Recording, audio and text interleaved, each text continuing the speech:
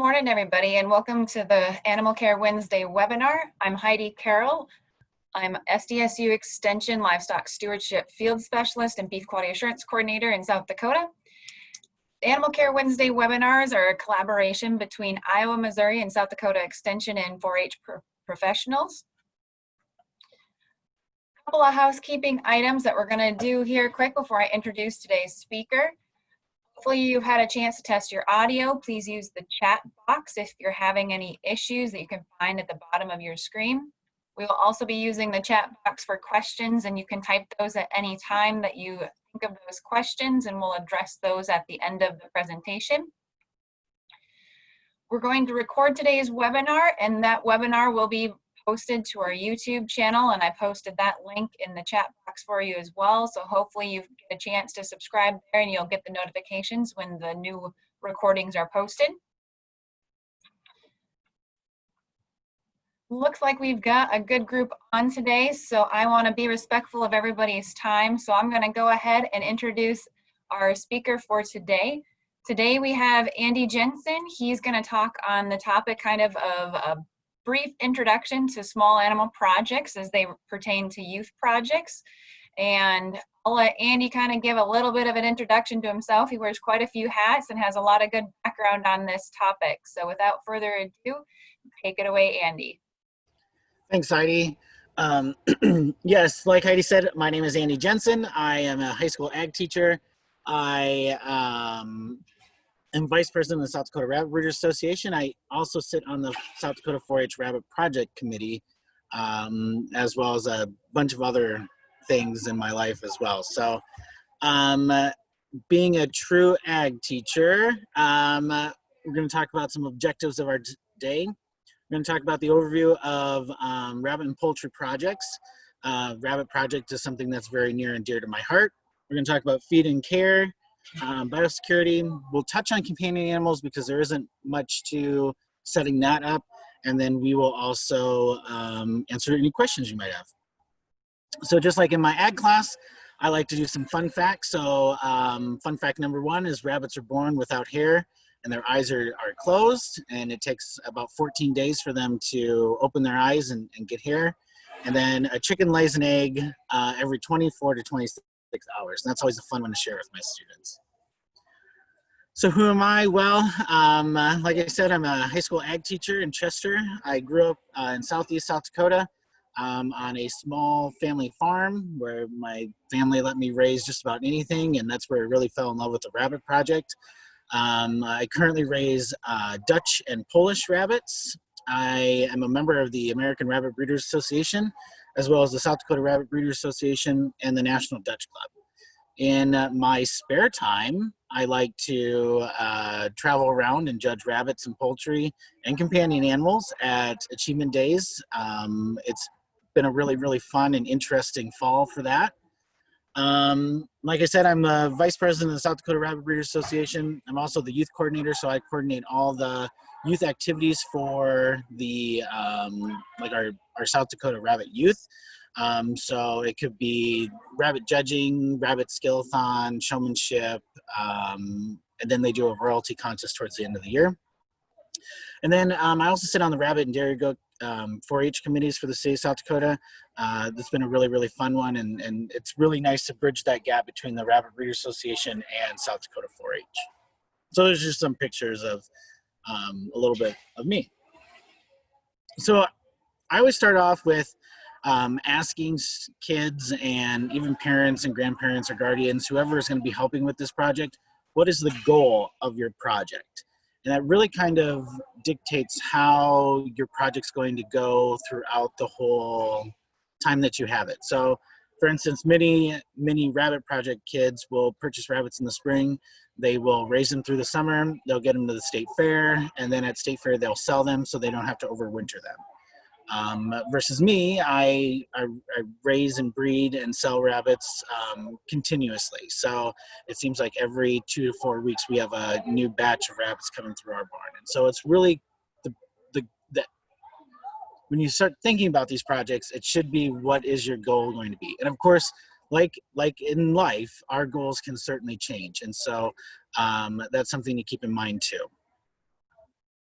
So an overview of the projects, well, rabbits, poultry, companion animals, it sounds like a lot, but what's really nice is that all of these projects really kind of intertwine, and what you can do in rabbits, you can easily do in poultry, and then companion animals is really just those animals that maybe you have at home, like a turtle, and we'll talk more about that, but it's some really interesting things for maybe youth to get involved with that don't have the space to have like a cow or a horse or anything. So I think that these three projects are really easy to care for. They don't take up a lot of space. There's multiple uses for these different types of projects. So of course in rabbit and poultry, you can always use them as a food item. And we don't want to do that with companion animals, but and then there's also a fiber option with our rabbits as well, and even with poultry too. It just depends on where you go with it. And then of course these animals can be companions. So a lot of rabbits that I end up judging throughout the year are like 4-H youth's pet. So they have this pet mini lot maybe, and they show it at the fair once a year, and that's kind of how they get to show off their animal. It's another way for youth and even adults to be competitive. That's why I raise and show rabbits. I'm not a big sports person, so this is my way of being a competitive person. And I can really see, especially amongst families, those kids that are really competitive, and they, like the younger sibling really wants to beat out their older sibling in rabbit. And it's kind of fun to see that competitiveness, because with competition youth can grow. These projects also have a less cost than larger livestock, and some people may say, well, in the beginning they don't, and that's great. When you are going to start building your rabbitry or your chicken coop, you're always going to have that initial cost of where your animals are going to be, but it's important to understand that in 2 years, when you're on your third or fourth batch of rabbits, that really those cages have paid for themselves, or that building has paid for itself. And so that's it's still going to cost less than having to buy a steer and then having to feed that calf and things like that. So which goes right in with less space than other critters. I know quite a few youth that raise their rabbits right in their garage. Some people have a garden shed that they keep them in that they modify, or they may have their chickens in the corner of the garage, or even in the dog kennel. And so where there's a will, there is definitely a way. And so that's just a small overview of the projects. But some things to really consider when you're going to start your projects are, what breed of rabbit or poultry are you going to start with? And I know in our family for sure, my niece showed rabbits for quite a few years until she graduated out of 4-H. She probably had 5 or 6 different breeds of rabbits before she found one that she really liked, the one that she made a connection with. And so I think that's the most important part of it. So in my barn, I raise Dutch and Polish, but I have also had mini lops, I've had tans, I've had Netherland dwarves, and really has to work with what your ability is or what your schedule is as well. So it's always good to shop around, especially when youth are very young. They don't necessarily need a 14-pound Flemish giant for their first rabbit. And maybe you want to start with a Netherland dwarf or a Polish, something that's smaller that they can handle, especially when we start talking about showmanship and animal handling and being safe for those animals as well. Another thing to consider, which I kind of touched on, is where will they live? Well, there's different cage types. There's stacking cages, which are on top of each other. They're side by side, so there's a cage next to each other, next to each other, next to each other. What type of coop will your birds live in?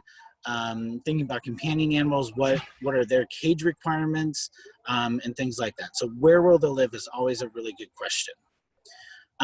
Feed is also a really important one. Just like in our larger livestock, like sheep and goats and dairy cows, there's different types of feed that we can feed them. So there's show feed, and then there's what I like to call maintenance feed, which is just going to keep that animal in production or going.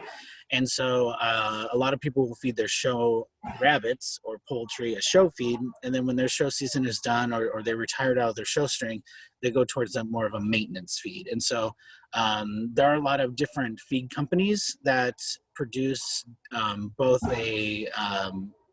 and I guess in Kent we call it commercial or show feed.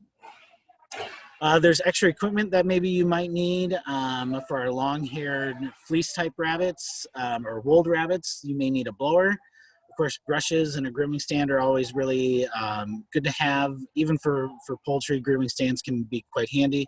It just gives that, instead of having to lean over a table, it just brings them up off the ground.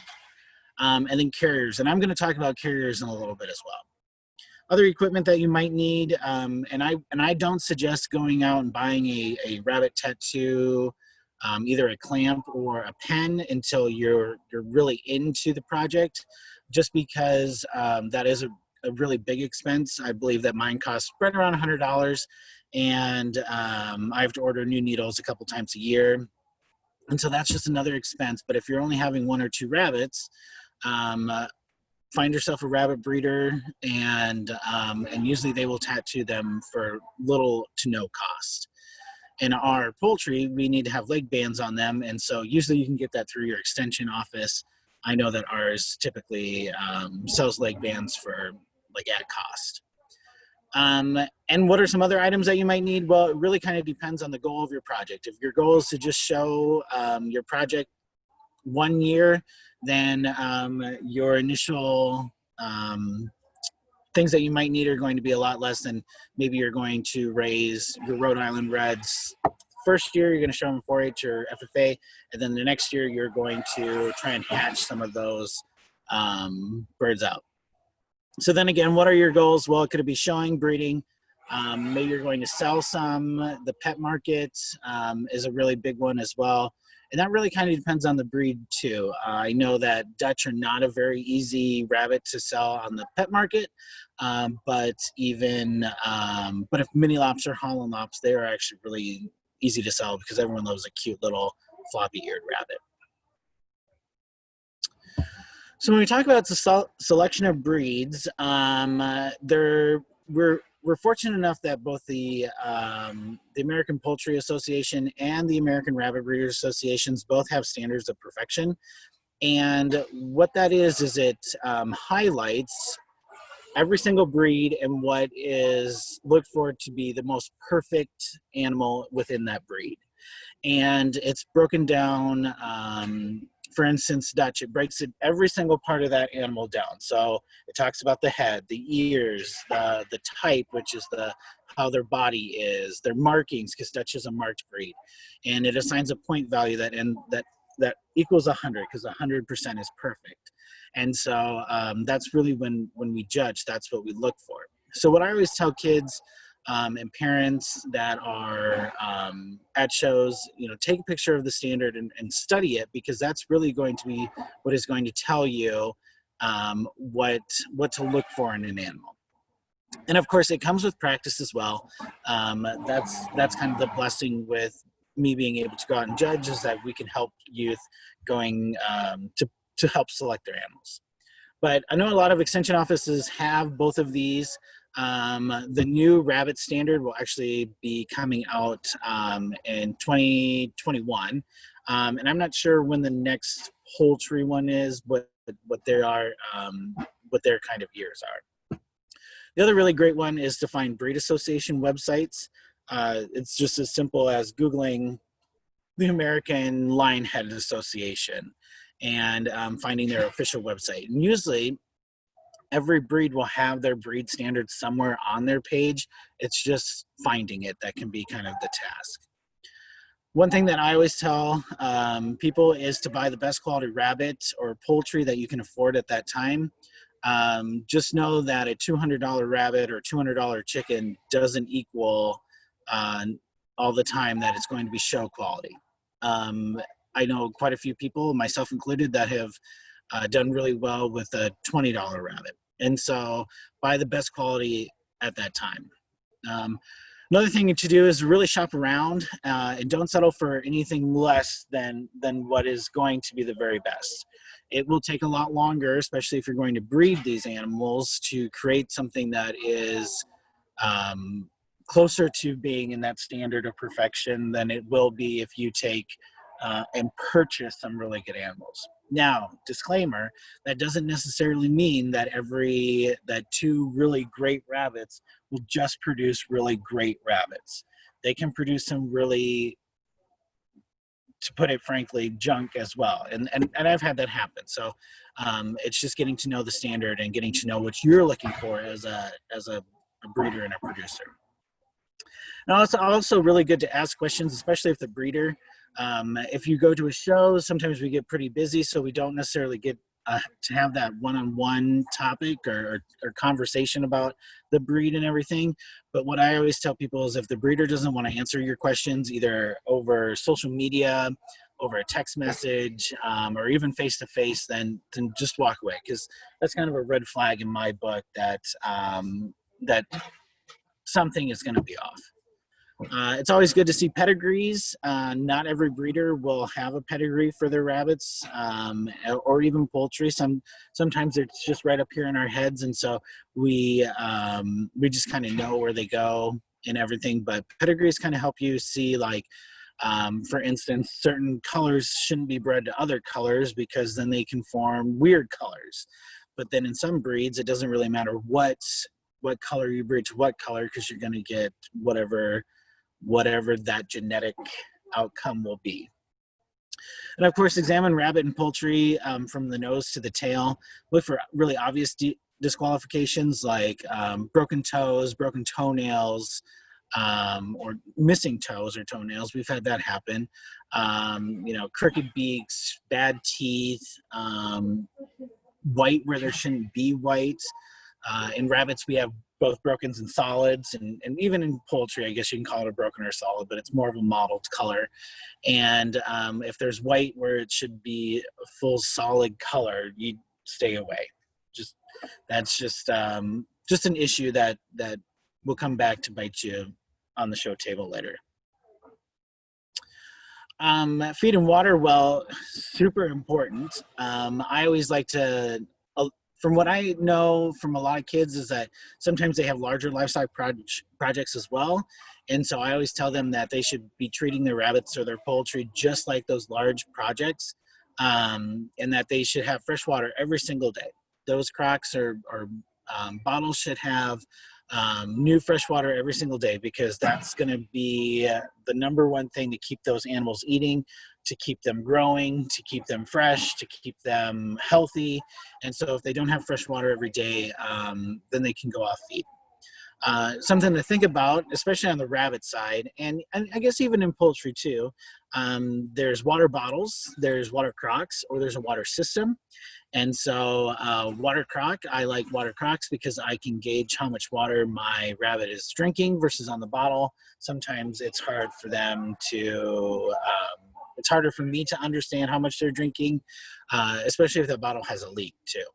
And then there's also automatic watering systems, which I don't do just because my barn isn't set up for that.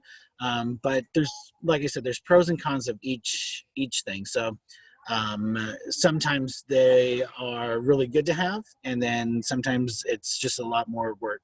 So like for example, in our barn, we use crocks because bottles just aren't, we just can't manage that with everything that we have on our farm to fill up 40 or 50 bottles every day, twice a day, versus a crock. We just take a garden watering can and we just go down the line and fill them up. Another thing to really think about, and I should have put it in our presentation, is what to do in the winter time. And so one thing that we always struggle with is winter water needs, because it gets very cold up here in the Dakotas. And so even though our rabbits are housed in a barn, it still gets below freezing in there. And so that's why we have crocks as well, is because those get frozen. It's easy to knock that ice out. Talking about feed, well, this is something that I have done a lot of research about, because when I first started, I only had 10 rabbits, and now we're pushing close to 100 in our barn. And so it was a very good idea for our family to really research different feeds and get the most bang for our buck, essentially. And so we probably switched feeds 3 or 4 times in the last 5 years, just because for 50 pounds we were paying $20 for this other feed versus 50 pounds where we were paying $14 for it. And so it just made more sense for us to go this new feed that we feed, because it was less expensive, and I really liked the way that the rabbits were looking on there. So that's something to also think about, is rabbit or poultry condition with whatever feed you're going to feed. Feed should really smell fresh. It should look fresh. And one thing I always look for is mold or stale feed. Just like people, we don't like to eat stale crackers. They don't like to eat stale feed. And so that's something to really, really think about, especially if you're going to order maybe a half ton or a ton at a time, like we do in our family. We're fortunate enough that our rabbits eat enough feed that it doesn't sit very long, so it doesn't have that chance to get stale. One thing I always get asked about is hay options. So rabbit pellets actually are quite full of alfalfa or hay product. And so what I do is we don't feed alfalfa. There's a lot of protein in there, and that can kind of mess up some things in our rabbits. So what we do is we feed grass hay. It's not anything special that, we go to the store and buy. We feed grass hay just what we would feed our dairy goats. And so it can just be from the bale. We do square bale, so that's where it comes from. It's just that square bale. And of course, the breed, the age, and the breeding of the rabbits or poultry really kind of dictates how much feed it should get. So our Polish rabbits only get a quarter cup of feed a day versus our mini lops were getting almost a cup a day, just to help with that growth. And those rabbits that we are weaning at 8 or 9 weeks, I free feed them versus our show rabbits that are on a very strict diet, because I don't want them to get overly overweight. And so that's something to also think about is, as they're getting older, they could probably use a little more feed. You just don't want to get them overly fat or overly conditioned as well. The same principle applies in our cows and our sheep. A overly conditioned female will not breed, and that's the same thing with rabbits. And so that's something to also really take into consideration, that just like people, they can get a little fat too. So just some timeline of our poultry projects and something to think about. I know that a lot of youth just go to Runnings or TSC or Baumgars or the local feed store, and they buy those chicks, and they want to take them to the fair, which is fine if your end goal is to have a production bird at the end of the year that at 18 weeks is going to start laying eggs. But if you want true show chickens, you should find a show bird breeder. And a great way to do that is really truly at different state fairs. And I know this is kind of a weird year, and we can't, there's a lot of state fairs that aren't going, but extension personnel can also look back at their judges list and maybe ask those judges if they know of anybody, and we can make that connection. I know in my county they have it's called a Pick a Chick program. And so they are connected with a local gentleman that raises showbirds. And in January, our extension gal, she sends out an email. She asks how many birds you would like.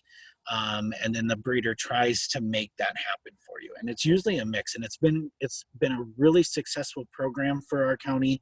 And our showbird numbers have really grown because he acts as a mentor as well. And so he helps those kids with feed questions and getting poultry ready for the show. And so it's been a really, really cool project that I think we're probably on our 5th or 6th year of doing. There was one year where not every order got the maximum amount of birds that they they had ordered, just because of some things that he had happened. So that's something to also think about. You know, breeders, we are breeding rabbits or poultry for ourselves, and we're also going to breed them for those for individuals that want them. So on the showbird side of things, December and early January, that's when I would get our birds ordered.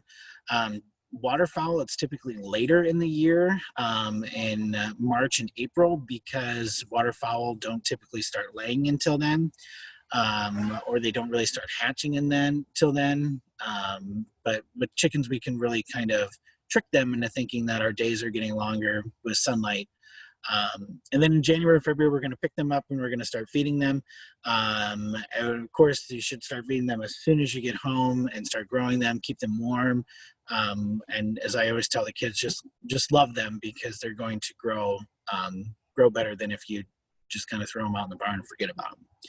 And from the time you bring them home to the fair, it's really important to feed them correctly, watch them grow, work, double check there's no parasites on them, and really work with your birds. And one thing that I've always really appreciated from youth is that they may have one bird in their barn, and it doesn't necessarily have to be the best bird. It just has to be one bird that is so tame that they can do showmanship.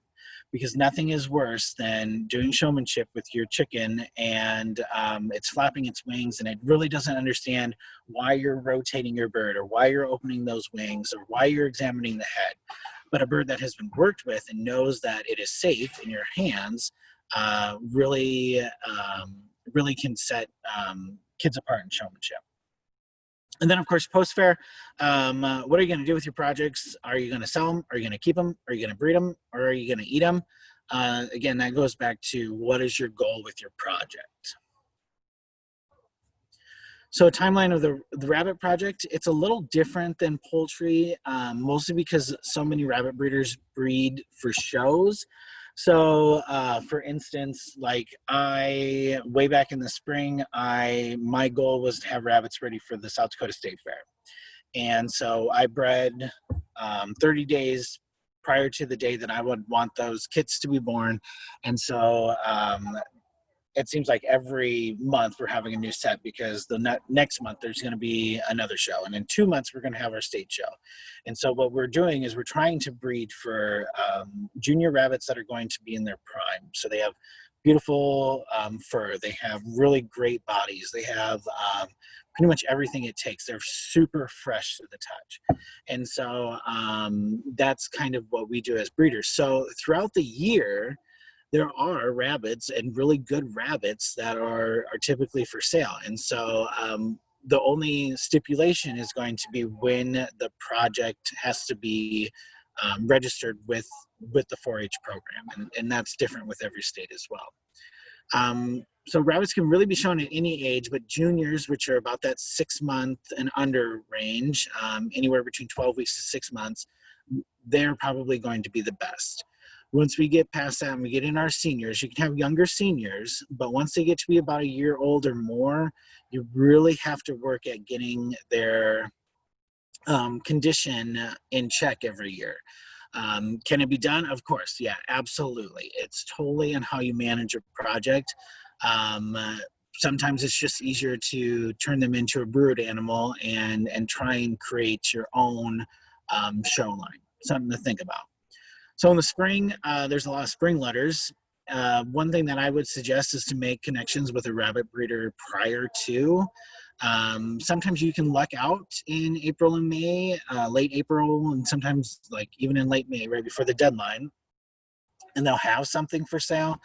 But typically, if you don't reach out to a rabbit breeder, then the rabbits don't stick around very long, especially when we only have so much space. And so it's good to make those connections before. In the spring, there's a lot of breed national shows, and so that's a great way to get some really good rabbits and really good stock. And there's transportation across the nation. I was fortunate enough that a friend up by the Twin Cities, he was out at the National Rabbit Convention a couple years ago. I ended up buying a rabbit from a guy in Pennsylvania. The guy in Pennsylvania flew that rabbit to Reno, Nevada. And then my friend that was out there for the show, he drove it back to Minnesota, and I went and picked it up. So there is a little expense to that as well. You typically have to pay for that transportation, but it is totally worth it, especially if you aren't able to go and attend those shows. And a lot of breeders will really work with you on pictures and videos, but nothing will ever be being able to run your hands over that rabbit or even over that chicken. But typically, if they're going to be at a national show, it's not, I wouldn't worry too much about it because they're probably pretty good rabbits. And of course, chat with your rabbit project leaders or extension personnel. They can usually try and get you in the right direction. And we're fortunate enough here in South Dakota that a lot of the extension folks that I know I worked with when I was in extension, and so they know that my passion is rabbits, and they will call or text or shoot me an email saying, hey, we've got this question. And so even as an extension personnel, that's a really good connection to make, is with someone in your state association that would be willing to help. And that could even be like one of your county leaders that maybe is your rabbit project person as well. So just some things to think about there. Like I said, rabbits you can really buy anytime. I know that this week is our South Dakota State Fair, and so a lot of youth will be purchasing some rabbits for the next year that are younger, that are juniors or younger seniors, and they will show them next year as seniors, and then the process will start all over again. And so that's something to really think about as well. So just thinking about like prior to a show, and this really kind of goes hand in hand with companion animals as well, is feeding them correctly.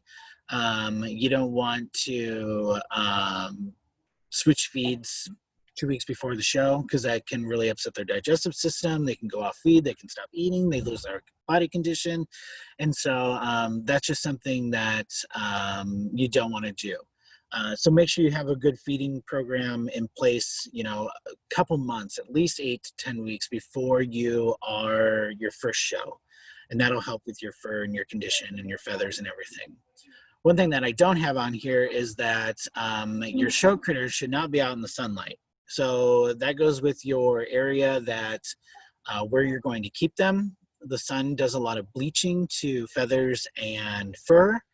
And it's just like people's hair, it really lightens it. And so that's something that we don't want to see on our birds or our rabbits. And it really sunburns them as well, that fur. And so it just kind of messes with the texture, it messes with the correct color and things like that. So one thing you want to work on is proper posing of rabbits. And that's what's really important about looking at your standard, is knowing how your rabbit should be posed. Even with birds, you can work on posing. So Indian runner ducks, they should stand up tall, and typically they do that naturally, but you can start posing them and working with them in that fact as well. So that's just something you want to work on. You want to trim nails, and this goes with poultry and rabbits. And you would want to brush out your rabbits with a brush or a comb. And of course, you want to wash your birds prior to the show. We do not wash rabbits. It's not something that you should do, but there are some tips and tricks to whitening rabbits or whatever, but you don't want the judge to run their hands over and find baby powder in there. That would be kind of a bad deal. But birds can be washed, and that really helps with parasites as well. And that's something that you should think about too, is parasites and how you can deworm your critters, because a good deworming program, even on rabbits and poultry, is important. So if we're going to pack for the show, well, we're going to make sure that we have our feed, and we're going to pack extra of it, because there's nothing worse than getting halfway through the show or even at the state fair and running out of feed. I always bring water from home, because it's important not to switch that water, because that can do some digestive issues for those rabbits and can give them diarrhea. And so I always bring a couple gallons from home no matter where I go. I pack some hay for the rabbits, and because if they get diarrhea, then that can actually help them. excuse me, brushes and combs, coop cups, which are just little cups that they can drink and eat out of, carpet square or working table, a chair or two for you and whoever's with you, of course your carriers, and then extra money. Because like I seem to never be able to go to a rabbit show and not bring something home with me. So it's always good to do that. And sometimes there are raffles or things like that to help support those clubs. And always good to give them a little extra support as well. So at the show, you, especially for rabbit, and I guess this is for poultry as well, make sure that you check in your rabbits and they're in the correct lots and classes. One thing that I always tell my kids is that you want to double check that state fair book. There are changes typically that happen, and we're really good in South Dakota about posting those right away. Want to find a place for your headquarters where you can get your animals situated. Listen for your breeds and be ready. When your breed is called, you can listen to the judge for comments. When the winner is now, make sure you congratulate that best of breed or best opposite winner there. And then remember, it's one show, it's one judge, it's one comment. You can take it with a grain of salt, or you can and you can learn and improve from it too. You know, one year I showed a rabbit probably 20 times, and about the last 4 or 5 times he was just getting kicked off the table for something that judges earlier were like, yes, this was really good. And so it's totally one opinion, which goes for with all shows and livestock. And of course, the most important thing to do is to have fun, learn, and of course, make new friends and make those industry connections with different breeders. And of course, poultry, it's not much different. You can check in, you coop your birds, which are, you can kind of see it there on the screen. They're just little wire cages that the birds go into, something that you should practice at home so it helps with the feather condition. You can watch them judge from afar. I know in 4-H we're really good that when your birds are being judged, you can come up and the judge will ask you some question. The judge pulls the bird from the coop, and then he does like a best of breed and a second best of breed, and of course best in show. And just like in rabbits, we want to congratulate those winners and share that success with them. Showmanship is a really big and important part of our project. And so this is the South Dakota Rabbit Showmanship card. You can't really see it that well, but that's okay. It's out there on the 4-H websites. And every state is a little different in how they do their showmanship. So I always tell kids to just start memorizing what to do, and then you go from there. So you memorize that you should show the ears. Well, what exactly are you showing in the ears? Well, you're showing for any signs of mites, you're showing the tattoo, you're showing that the ear is clean. And one thing that I always tell my kids that are doing showmanship is that if the showmanship is just assuming that the animal is in perfect condition, but we all know that when it comes to show day, it always seems like they are not in perfect condition. And so they sometimes, what I tell kids is that if the fur is out of condition, tell me as the judge. I want to know that you know exactly what it is and that they're not just going through the motions. And so I always make sure to tell kids that, hey, great job telling me, oh, this rabbit is missing a toe, or this rabbit's fur is really out of condition. Know the parts and don't be shy. And I say that because, and I know as a young person that having to say what gender and what sex that rabbit is, and because of those parts of the rabbit can be kind of uncomfortable, but that it's good practice to know and say those things. And of course, practice some more. When practice really starts at home, you shouldn't just pick it up on the first day at the show, but it's always really good because it helps with your public speaking, helps with your confidence, and who knows, it might be something that you really enjoy doing. Some common questions that I typically ask and that other judges will ask is, what feed do you feed? So is it Kent commercial? Or is it Mana Pro, or is it a mix your own? What % protein is your feed? what varieties does your breed come in? And that's a really good one for poultry as well. And rabbits, is it a 4-class or 6-class? 4-class meaning there's only four classes that those can be in versus 6-class. So in 4-class, it's junior and senior bucks and junior and senior does. And 6-class have those 4 plus intermediate bucks and intermediate does. And then one that I always come down to, like the tiebreaker, if they don't say it, is what's your rabbit's tattoo or your leg band number or your leg band color. And that's because those are some things that you should know. You should know that your rabbit's tattoo is K11 or that your chicken's leg band is red 33. And that just shows that you're paying attention as well. So after the show, get those critters home, let them have some feed and water and let them relax. I just came back from a show up in North Dakota this week, and my rabbits were so excited to get out of the carriers, and they stretched out in their cages, and they just really enjoyed that moment. You want to clean out carriers and disinfect them. Bleach or other types of disinfectants are good. I just hang mine out on the fence and let the sun do its thing. But it's really important, especially in the rabbits, to do some biosecurity and some bleaching of items, because there's a rabbit disease or virus, and it's mostly found in the southwest part of the United States, but it's the rabbit hemorrhagic disease virus, or RHDV.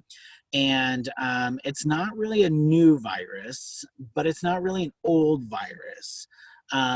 What it does is it essentially will kill a rabbit in very quick time. And so it's really found in the wild rabbit population.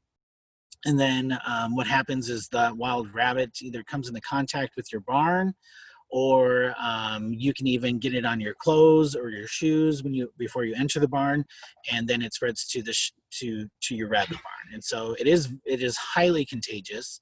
It's not zoonotic, so it can't be passed from people to rabbit, but people can be used as a vector to transport it from farm to farm. And so it's super important to be cognizant of that. And we don't have it here in South Dakota or Nebraska or Minnesota or Iowa or any of those areas yet. So it's mainly found in Arizona, parts of Texas, Southern California, Nevada, and then Colorado. And the closest infected area to, like where I am in Southeast South Dakota, would be Weld County, Colorado. And so it's just that over towards the panhandle of Nebraska. And that's why biosecurity is so important. Of course, there's different diseases out there that rabbits can pick up at shows, poultry can pick up at shows, and it's not just diseases, it could be parasites as well, like lice and mites and things like that. So just something to think about, especially if you're looking for new rabbits in the spring or even over the summer. I can't say with certain confidence that that this is a disease or a virus that we will really be able to eradicate. It's one of those that kind of goes dormant for a while and then it will spring back up. And so it really kind of depends on our wild population. Just a couple quick tips. Rabbits are tattooed in the left ear. Oops, not left eat. And that's looking at them from behind. So this will be your left ear if you're looking behind the rabbit. The right ear is reserved for registration, or an R, with the American rabbit breeders, and that's a whole different process, but they put an R in there if it's registered. Invest in carriers to move rabbits. So in the bottom right-hand corner, that's a good carrier. It has a metal grated bottom, which keeps rabbits up out of the feces and the urine, keeps them in good show condition, that good fur. Pet taxis are not good for rabbits because there's no way for that urine to really escape the rabbits. Even if you put wood chips in there, then that can create some issues as well, but they can actually be used for poultry. I know quite a few people that transport their poultry to shows in those types of crates. And that is actually probably pretty good because it helps keep feather condition intact. Go to open shows and write for judges. It's the best way to learn. That's how I started. Find a mentor. It doesn't matter the species, if it's rabbit or poultry or anything. My mentor, she lives in Iowa, and she has been a huge help with my rabbit project. I know a lot of South Dakota rabbit breeders that are really good mentors for our youth because they're the next generation of rabbit breeders. And so we want to make sure that they stay in this hobby as long as they can. And of course, refer to your 4-H rules for the best and most up-to-date information regarding your 4-H aspect. I know a lot of FFA programs really kind of follow 4-H rules, so it really kind of depends to if you're going to show an FFA. And so every state's different, every county's a little different, so it's important to make sure you're reading that information so that when it comes to the day of show that you didn't miss something that you needed. And just real quick, the companion animal overview. I didn't talk a whole lot about it, but it can be just about anything from cats to birds to reptiles. I even judged a squirrel the other day, a couple weeks ago.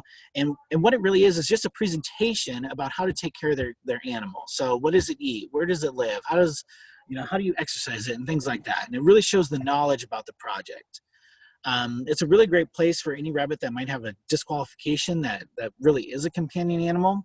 So I tell a lot of kids, well, show it in the companion animal show, and you can still show that project completion. There is a score sheet. South Dakota 4-H adopted one from Nebraska, I believe. And so this is something that's fairly new to the state of South Dakota within the last couple of years. We used to have a cat project, and then the companion animal kind of absorbed cats. And now it's all kind of one contest or one area. And so, yeah, you see a lot of cats in here. You see a lot of birds and hamsters.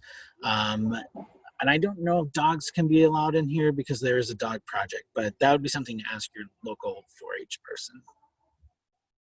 So if anyone has any questions, I can take those now. That's my contact information. If maybe you're thinking of something or you have a question, I know a lot of rabbit breeders around the nation or people that can maybe connect you if you have questions or you're looking for anything. So yeah, if you have any questions, you can sure let me know. This has been really, really fun. Thanks for listening. Great. Thank you, Andy, for that presentation and for sharing those tips and tricks. To kick off the questions, with our small animal projects, what would you say might be one of the biggest challenges from an animal well-being standpoint that showing these small animals or showing them at a fair setting, exhibit setting, poses that youth and as well as those mentors should be aware of? I would think that maybe it's maybe your like the vet side of things, like making sure they're up to date on shots and things that they may need. The other thing that to really kind of think about is where your show is going to be held. So I've judged companion animals in a large building, I've judged it in a room, and I've judged them in the middle of their ring, their livestock show ring. And so having those animals be exposed to those different things can, potentially expose them to different parasites, and we really kind of think about lice and mites and things of that nature. And so that is that would be something, and animals act differently when they're in different scenarios than what they do at home, because at home they're comfortable, at the show they may not be. And so that's just something to think about or be aware of. Does that kind of answer that question? Yeah, it definitely does. I see a couple of people have interest in a copy of your PowerPoint. That's up to you, Andy. Obviously, we did record, they can see that, but if you're comfortable to share that PDF, I can definitely make that available to folks. Those that are interested, please put your email that you would like that sent to in the chat box as well. Yeah, totally. I can send it to you, Heidi, and then you can send it if that works. Sounds good. Other questions for Andy on the topic of small animal projects?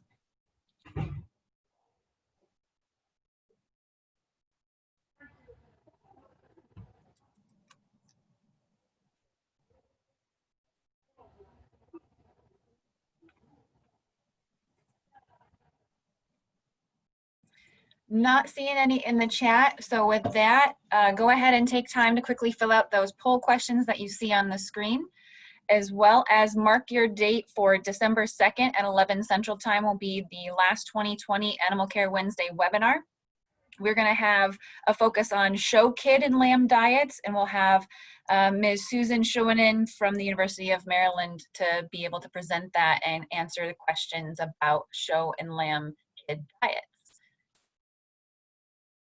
Thank you so much, Andy, for taking time, especially being at the State Fair today. We really appreciate your expertise in this area and for sharing that information with us. Yes, thank you. I know that on the extension side, these are some projects that maybe people don't have a lot of experience with. So it's thanks for having me so I can share that kind of expertise and my thoughts on that project with those that are in extension. Great. Thanks so much, Andy, and have a good time at State Fair. Thanks.